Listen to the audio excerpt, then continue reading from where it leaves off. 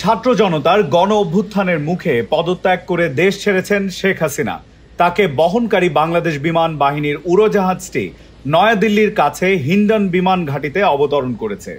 উড়োজাহাজটি অবতরণের কথা নিশ্চিত করেছে ভারতের এনডিটিভি। দিল্লির কাছাকাছি এই বিমান ঘাঁটিটি উত্তরপ্রদেশের গাজিয়াবাদ জেলায় অবস্থিত।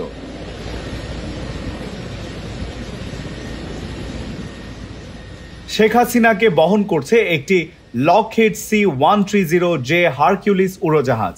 ছোট বোন শেখ রেহানা তার সঙ্গে রয়েছে। ভারতের কূটনৈতিক সূত্রগুলো জানায়, হাসিনা ভারতের হিন্ডন বিমান ঘাঁটি থেকে লন্ডনে যেতে পারেন। তবে বাংলাদেশ বিমান বাহিনীর উড়োজাহাজেই তিনি লন্ডনে যাবেন নাকি অন্য কোনো উড়োজাহাজে যাবেন তা নিশ্চিত হওয়া যায়নি।